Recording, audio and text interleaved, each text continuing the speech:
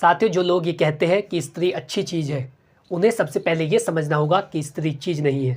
ये प्रसिद्ध विचार महान दार्शनिक जॉन स्टुअर्ट का है, जिन्होंने इस बारे में बताया। उन्होंने अपनी पुस्तक द सब्जेक्शन ऑफ वुमेन में इस बात को लिखा, इस बात पर जोर दिया कि स्त्री साधन नहीं है।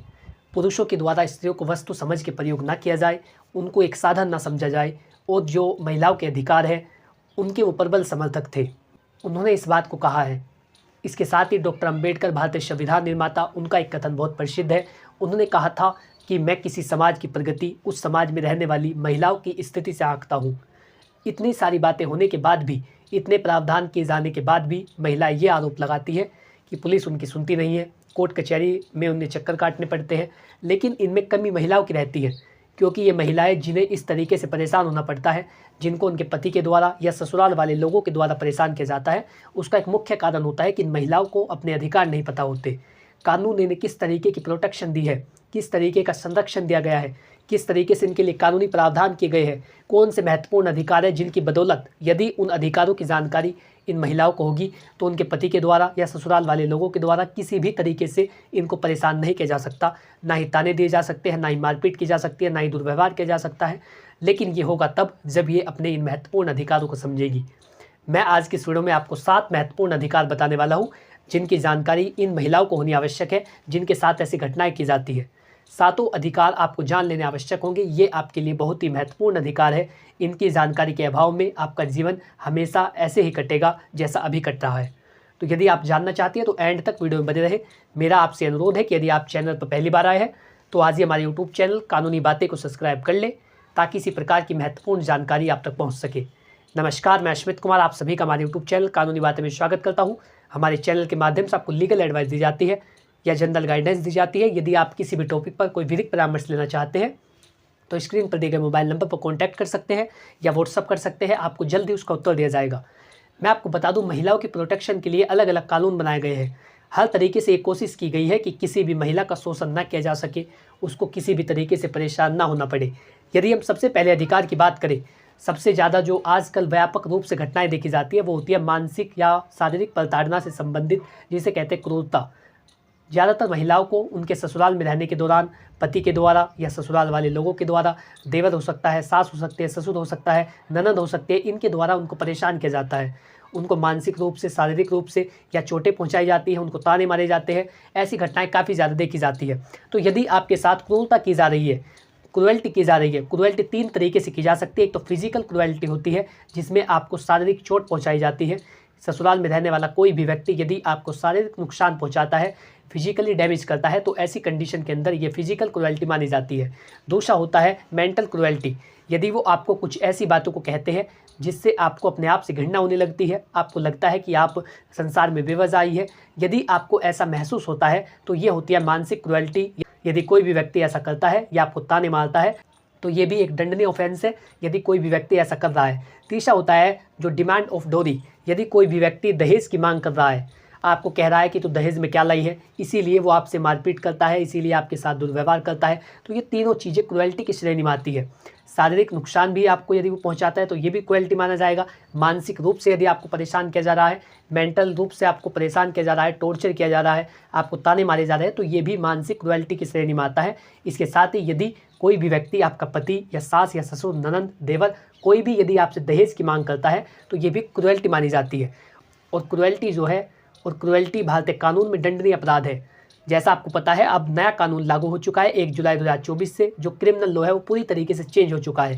पहले इसके लिए था 498 है, जिसे कहते हैं दहेज प्रताड़ना का केस। महिलाएं अपने पति पर या अन्य ससुराल वालों पर दहेज का मुकदमा कर सकती थी यदि उनके द्वारा उसे परेशान किया जा रहा है। अब इसके स्थान पर बीएनएस में सेक्शन 85 बना दिया गया। सेक्शन 85 वो बीएनएस भारतीय न्याय संहिता 2023 के तहत यदि कोई भी ससुराल वाला व्यक्ति, चाहे आपका पति हो, सास हो, ससुर हो, देवर हो, ननंद हो, या कोई भी अन्य व्यक्ति हो जो पति का रिश्तेदार है, यदि वो आपको शारीरिक रूप से या मानसिक रूप से या आपसे दहेज की मांग करता है तो ये एक दंडनीय अपराध है। इसके लिए आप सेक्शन 85 के तहत उन व्यक्तियों के अगेंस्ट में कानूनी कार्रवाई करा सकती है। दहेज प्रताड़ना के लिए यदि वो आपके साथ मारपीट, दुर्व्यवहार, गाली गलौज या आपको मानसिक रूप से परेशान कर रहे हैं, टॉर्चर कर रहे हैं, ऐसी तमाम स्थितियों के अंदर आप उनके अगेंस्ट में कानूनी कार्रवाई करा सकती है और ये एक दंडनीय अपराध होता है। ऐसे में उन व्यक्तियों को दंड दिया जाता है, उनको सजा मिलती है। तो ये आपका सबसे पहला अधिकार होता है। यदि आपके साथ क्रूएल्टी की जा रही है, आपके साथ क्रूरता की जा रही है, ससुराल में रहने वाला कोई भी व्यक्ति आपको किसी भी तरीके से शारीरिक या मानसिक रूप से या दहेज की मांग करके आपको परेशान कर रहा है, तो ये सभी दंडनीय अपराध होते हैं। इनके लिए आप शिकायत दर्ज करा सकती है। ये आपका पहला और सबसे महत्वपूर्ण अधिकार है। दूसरा, यदि हम बात करें तो यदि स्त्री धन को ससुराल वाले अपने कब्जे में ले लेते हैं, जब विवाह होता है, जब शादी होती है, जब आपकी मैरिज हुई होगी, तो जो ससुराल वाले लोग होते हैं उनकी तरफ से भी, जो मायके वाले लोग होते हैं उनकी तरफ से भी आपको कुछ उपहार दिए जाते हैं, या अन्य जो रिश्तेदार विवाह समारोह में आते हैं उनके द्वारा उपहार आपको दिए जाते हैं। और जो उपहार आपको दिए गए हैं, जो गिफ्ट आपको दिए गए हैं, उसे कहते हैं स्त्री धन। तो स्त्री धन पर केवल स्त्री का अधिकार होता है। याद रखिए, जो भी उपहार स्वरूप वस्तुएं आपको विवाह के समय दी गई है, शादी के समय किसी भी रिश्तेदार ने, किसी भी जानकार व्यक्ति ने, आपके यार दोस्त ने, पति के रिश्तेदार ने, मायके वालों ने, आपके भाई बहन ने, आपके पिता ने, जो भी वस्तुएं आपको दी है वो स्त्री धन होता है और उस पर केवल आपका अधिकार होता है। यदि कोई भी ससुराल वाला व्यक्ति उस पर जबरन अधिकार करके और वो सारी वस्तुएं अपने कब्जे में ले लेता है, तो ये भी एक दंडनीय अपराध होता है। पहले इसके लिए 1 जुलाई 2023 से पहले इसमें भारतीय दंड संहिता के तहत प्रावधान किया जाता था, लेकिन अब बीएनएस भारतीय न्याय संहिता के तहत ऐसे व्यक्ति को दंडित किया जा सकता है जो कोई भी आपके स्त्री धन को अपने कब्जे में रखता है। तो यदि आपका सामान, चाहे आप किसी भी कारण से पति से अलग रह रही है, आप मायके में रह रही है, लेकिन आपका सामान जो आपको वहाँ पर मिला था जब आपकी शादी हुई थी, उपहार स्वरूप जो वस्तुएं आपको प्रदान की गई थी, जो आपको गिफ्ट मिले थे रिश्तेदारों के द्वारा, भाई बहनों के द्वारा, मायके वालों के द्वारा, ससुराल वालों के द्वारा, वो सभी आपके स्त्री धन होता है। यदि वो ससुराल वालों के कब्जे में है तो आप उनसे वो वापस ले सकती है। इसके लिए सबसे पहले उन्हें एक लीगल नोटिस भेजिए। यदि 15 दिन के अंदर वो उसका जवाब नहीं देते हैं तो ऐसे में आप उनके अगेंस्ट में अमानत में खयानत का मुकदमा दर्ज करा सकती है और जो सामान है वो उनसे अपना वापस ले सकती है। इसके लिए उनके विरुद्ध कानूनी कार्रवाई की जाती है और दंड का भी प्रावधान किया जाता है। और यदि वो आपके सामान को नुकसान पहुंचाते हैं तो ऐसे में उनसे मुआवजा भी वसूला जा सकता है।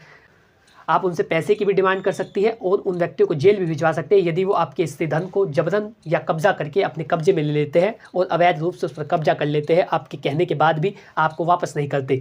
ये आपका दूसरा महत्वपूर्ण अधिकार होता है, स्त्री धन को, जो वस्तुएं आपको उपहार स्वरूप दी गई है उनको अपने पास रखने का अधिकार। तीसरा अधिकार एक महिला का महत्वपूर्ण अधिकार होता है। यदि पति ने घर से निकाल दिया है, आपके पति ने आपके साथ या तो डिस्प्यूट हुआ, कोई भी लड़ाई झगड़ा हुआ, आजकल का समय ऐसा है कि दोनों पार्टनर, पति और पत्नी, दोनों को समझना नहीं चाहते, एक दूसरे को लोग समझते नहीं है। इसीलिए इस पर मुझे एक पंक्ति याद आती है, वो अफसाना जिसे अंजाम तक लाना ना हो मुमकिन, उसे एक खूबसूरत मोड़ देकर छोड़ना अच्छा। तो आप यदि ऐसे रिश्ते में हैं तो उसे खूबसूरत तरीके से छोड़िए, ना कि दूसरे व्यक्ति को भी टेंशन हो और ना ही आपको हो। तो ऐसी कंडीशन के अंदर, लेकिन लोग इस बात को नहीं समझते, उनके बीच मिसअंडरस्टैंडिंग बहुत ज़्यादा होती है, वो लोग एक दूसरे को समझना नहीं चाहते। तो यदि आपके बीच, आपके पति और आपके बीच डिस्प्यूट होते हैं और आप किसी भी कारण से उससे अलग रह रही है या उसने आपको अलग कर दिया है, आप मायके में रह रही है या अन्य किसी स्थान पर रह रही है, पति के साथ नहीं रह रही है और पति ने आपके अगेंस्ट में तलाक का मुकदमा दायर कर दिया है, वो आपसे तलाक लेना चाहता है, ऐसी कंडीशन के अंदर आपके लिए जवाब देना होता है। आपको उस केस में जवाब देना होता है कि ये झूठे इल्ज़ाम लगा रहा है, ऐसा कुछ नहीं हुआ, जो इसने तथ्य अदालत के सामने प्रस्तुत किए ये सभी झूठे हैं। लेकिन इन्हें प्रस्तुत करने के लिए खर्चा आता है, आपको भी उसमें केस में जवाब देने के लिए, आपको इस केस में जवाब देने के लिए वकील करना पड़ता है, उसी के माध्यम से आप उसके द्वारा किए गए केस का जवाब देती है। ऐसे में यदि आपकी आर्थिक स्थिति सही नहीं होती, आपके पास इतने पैसे नहीं होते कि आप फाइनेंशियली इतना सपोर्टेड है कि आप उस व्यक्ति का जवाब दे सकती है या आप कोर्ट कचहरी के चक्कर लगा सकती है, तो ऐसे में आपके पास एक महत्वपूर्ण अधिकार होता है। हिंदू मैरिज एक्ट के सेक्शन 24 के तहत हर एक पत्नी को यह अधिकार होता है कि यदि कोई केस पति और पत्नी के बीच चल रहा है तो वो अपने पति से उस केस को करने के लिए पैसे डिमांड कर सकती है। ऐसे में जो केस करने में जो खर्चा आता है वो भी उसके पति के द्वारा उसको दिलाया जाएगा। उसका जो पति होता है जिसने उसके अगेंस्ट में केस कर रखा है, वो उस केस में जवाब देने के लिए जब पत्नी को जवाब देना होगा और उसका पैसा भी section 24 of Hindu marriage act के तहत पति से वसूला जा सकता है। तो यदि आपके बीच कोई भी केस चल रहा है और आपके पास इतने पैसे नहीं है कि आप उसमें अपना जवाब दे सके, आपकी आर्थिक स्थिति कमज़ोर है, आप इतनी समर्थ नहीं है कि आप वकील को कर सके, इन सभी तमाम कंडीशनों के अंदर आप अपने पति से section 24 of Hindu marriage act के तहत जो खर्चा है केस करने के लिए, केस में जवाब देने के लिए, पैरवी कराने के लिए, वो सभी आप अपने पति से वसूल सकती है। ये आपका महत्वपूर्ण अधिकार होता है, याद रखिए, section 24 of Hindu marriage act के तहत। चौथी, यदि हम बात करें, एक महिला का महत्वपूर्ण अधिकार होता है, यदि पति बिना किसी कारण के आपको छोड़ करके अलग रह रहा है, उसने या तो वो किसी दूसरे व्यक्ति के साथ संबंध में है, या आपकी बातों को सुनना नहीं चाहता, ऐसी तमाम कंडीशनों के अंदर यदि वो किसी भी कारण से आपसे अलग रह रहा है और इस बात का कोई स्पेसिफिक रीज़न नहीं देता, वो इसका विशेष कारण नहीं बताता कि इसका क्या कारण है, आपको अलग रहने के लिए छोड़ देता है, ऐसे में section 9 of Hindu marriage act के तहत आपको जो विवाह के दाम्पत्य जीवन के जो अधिकार होते हैं उनकी पुनर्स्थापना के लिए वाद दायर करने का अधिकार होता है। Section 9 of Hindu marriage act इस बात का प्रावधान करता है कि यदि कोई भी पार्टनर अपने दूसरे पार्टनर को बिना किसी उचित कारण के छोड़ करके अलग रह रहा है, ऐसे में जो पीड़ित पक्ष होता है जिसका नुकसान होता है अलग रहने से, वो ऐसे में केस कर सकता है और section 9 of Hindu marriage act के तहत जो दाम्पत्य अधिकार होते हैं उनकी पुनर्स्थापना कर दी जाती है। उस व्यक्ति को कोर्ट में बुलाया जाता है, उससे पूछा जाता है कि तू इससे क्यों अलग रह रहा है, ऐसा इसने क्या किया है, और उसे कहा जाता है कि बिना किसी विशेष कारण के या तो कोई ऐसा रीज़न बताओ जो तलाक का ग्राउंड हो जिस पर डिवोर्स लिया जा सकता हो, या अन्यथा इन्हें अपने साथ रखो, क्योंकि ऐसा आपके पास कोई अधिकार नहीं है कि आप विवाह होने के उपरांत दूसरे पार्टनर से अपने अलग रह सकते हो। तो ऐसे में आप सेक्शन 9 के मुताबिक ऐसे पति को सबक सिखा सकती है जो कोई बिना किसी स्पेसिफिक रीज़न के आपसे अलग रह रहा है, आपको उसने अलग कर दिया है, किसी दूसरे व्यक्ति के साथ जीवन बिता रहा है। ऐसे में जो पुनर्स्थापना है, दाम्पत्य जीवन की पुनर्स्थापना, वो कर दी जाती है। पति को आदेश दिया जाता है कि वो आपके साथ रहेगा। ये आपका चौथा और एक महत्वपूर्ण अधिकार होता है। पांचवा, यदि हम बात करें, यदि आप पति से अलग रह रही है, चाहे कारण कोई भी हो, या तो उसने आपको बाहर निकाला हो या आपके इसके साथ डिस्प्यूट हुआ हो, आप उससे अपनी मर्जी से अलग रह रही है, आप उसके साथ रहना नहीं चाहती, आप अपने मायके में रह रही है, कहीं और रह रही है, किसी भी कारण से यदि आप उससे अलग रह रही है, तो ऐसे में आपको उससे खर्चा लेने का अधिकार होता है। आप उससे मेंटेनेंस डिमांड कर सकती हैं। पहले किया जाता था section 125 of CrPC criminal procedure code के तहत, उसके स्थान पर बीएनएसएस भारतीय नागरिक सुरक्षा संहिता की धारा 144 या सेक्शन 144 के तहत आप उससे मेंटेनेंस डिमांड कर सकती हैं। आप उसमें बता सकते हैं कि मैं इससे अलग रह रही हूँ, मेरे पास ऐसी कोई आजीविका नहीं है जिससे मैं अपने जो आम खर्चा है, जो अपनी आम ज़रूरत की चीज़ें हैं वो खरीद सकूँ। रहना पीना, खाना, आवास की सुविधा, चिकित्सा सुविधा, दवाइयों का खर्चा, जो एजुकेशन का खर्चा होता है बच्चों की, उन सभी का खर्चा आप अपने पति से ले सकती है यदि आप उससे अलग रह रही है और बिना किसी कारण के उसने आपको छोड़ रखा है। कारण चाहे उसका कुछ भी हो, आप उससे अलग रह रही है लेकिन आपको उसके साथ विवाह हुआ है, तो इस नाते पति का ये कर्तव्य होता है कि वो अपनी पत्नी को व अपने बच्चों को मेंटेन करेगा। यदि आपके बच्चे 18 वर्ष से कम के हैं तो आप उनके लिए भी मेंटेनेंस डिमांड कर सकती है। ऐसे में जो रहना पीना, खाना, आवास की सुविधा, चिकित्सा सुविधा, दवाइयों का खर्चा, एजुकेशन का खर्चा, ये सारा खर्चा आपके पति के द्वारा आपको दिलाया जाता है। इसके साथ ही इसमें एक और प्रावधान होता है, आप इसमें अंतरिम आदेश विपारित करा सकती है। केस चलने के दौरान भी आपको मेंटेनेंस मिलेगा। यदि आपका मेंटेनेंस का केस कोर्ट में चल रहा है सेक्शन 144 ऑफ बीएनएसएस के तहत, तो ऐसे में केस चलने के दौरान भी आप अंतरिम आदेश पास करा सकती है। न्यायालय के द्वारा आपके पति को ये आदेशित किया जाता है कि इतना केस चल रहा है, इतना भी वो आपको मेंटेन करेगा। तो ये भी एक महत्वपूर्ण प्रावधान होता है हर एक पत्नी के लिए। ये एक महत्वपूर्ण अधिकार होता है कि वो अपने पति से मेंटेनेंस डिमांड कर सकती है। इसमें 6 महीने से लेकर 1 साल तक का समय लगता है। उसके बाद कोर्ट के द्वारा प्रतिमाह के हिसाब से जो राशि तय की जाती है वो आपके पति को देनी होती है। यदि वो उस राशि को नियत तिथि पर नहीं देता तो ऐसे में उसके अगेंस्ट में कानूनी कार्रवाई की जा सकती है। यदि वो मेंटेनेंस देने से मना करता है तो ऐसे में उस व्यक्ति को जेल भी हो सकती है। ये आपका 5वां और एक महत्वपूर्ण अधिकार होता है। यदि हम अगले अधिकार की बात करें तो वो अधिकार होता है कि यदि आप अपने पति से तलाक भी नहीं लेना चाहती और आप उसके साथ भी नहीं रहना चाहती तो आप जो सेपरेशन है वो करा सकते हैं, जिसे कहते हैं जुडिशियल सेपरेशन, न्यायिक पृथक्करण। इसका मकसद होता है जो section 10 of Hindu marriage act में बताया गया है। इसका उद्देश्य होता है कि पति पत्नी एक साथ रहते हुए भी उनके बीच कोई भी विवाह जैसा संबंध नहीं होता और जो दाम्पत्य अधिकार होते हैं उनको समाप्त कर दिया जाता है। दोनों पक्ष एक दूसरे के साथ संबंध बनाने के लिए या किसी भी ऐसे कार्य के लिए जो पति पत्नी करते हैं उनके लिए एक दूसरे को बाध्य नहीं कर सकते। ऐसे में आप बिना तलाक लिए जुडिशियल सेपरेशन करा सकते हैं। इसका एक बेहतर तरीका होता है क्योंकि जो आम छवि लोगों के बीच होती है, यदि आपको लगता है कि बच्चों का भविष्य खराब हो सकता है अगर दोनों तलाक लेंगे, तो ऐसे में आप जुडिशियल सेपरेशन करा सकते हैं। एक ही स्थान पर रह सकते हैं लेकिन आपके बीच विवाह जैसा कोई भी संबंध नहीं होता है। एक ही घर में रहेंगे लेकिन कोई भी संबंध आपके बीच स्थापित नहीं होगा, दूसरा विवाह नहीं कर सकते। यदि आपके बीच जो न्यायिक पृथक्करण है वो कोर्ट के द्वारा करा दिया जाता है। जुडिशियल सेपरेशन कराने के बाद आप दूसरा विवाह नहीं कर सकते जब तक आपका तलाक नहीं हो जाता।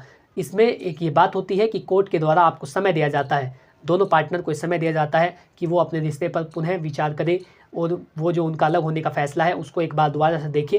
उनको कुछ समय दिया जाता है। यदि वो उस समय में अपना जो कोर्ट में जवाब दाखिल कर देते हैं कि मुझे इसके साथ रहना है, तो दोबारा से जो न्यायिक जुडिशियल सेपरेशन होता है उसको कैंसिल कर दिया जाता है और एक दूसरे को साथ रहने के आदेश दिए जाते हैं। यदि वो कहते हैं कि हमें डिवोर्स लेना है तो डिवोर्स के जो ग्राउंड्स है वो उनको प्रूव करने होते हैं, उसके बाद उनका डिवोर्स हो जाता है। इसके साथ ही यदि आप बहुत ही आसान तरीके से डिवोर्स लेना चाहते हैं तो सेक्शन 13B म्यूचुअल डिवोर्स आप ले सकते हैं। यदि दोनों पार्टनर इस बात से सहमत हो कि हम दोनों को अलग रहना है, हमारे रिश्ते में कोई भी गुंजाइश नहीं बची, ऐसे में आप जो म्यूचुअल डिवोर्स है वो ले सकते हैं, जिसे सहमति से तलाक लेना कहा जाता है। इसके साथ ही आपके पास तलाक लेने का अधिकार होता है। एक तरफा तलाक लेने का आपके पास अधिकार होता है प्रत्येक स्त्री के पास, यदि उसका पति उसको परेशान करता है। लेकिन इसके कुछ ग्राउंड्स होते हैं, 7 ऐसी शर्तें हैं जो आपको साबित करनी होती है। यदि आप इनमें से कोई भी एक कोर्ट में साबित कर देती है तो ऐसे में जो तलाक है, जो डिवोर्स है, वो कोर्ट के द्वारा करा दिया जाता है। सबसे पहले यदि हम बात करें तो इसमें जो शर्त होती है वो होती है पति किसी दूसरे व्यक्ति के साथ संबंध में रहता है, जिसे एडल्ट्री कहा जाता है।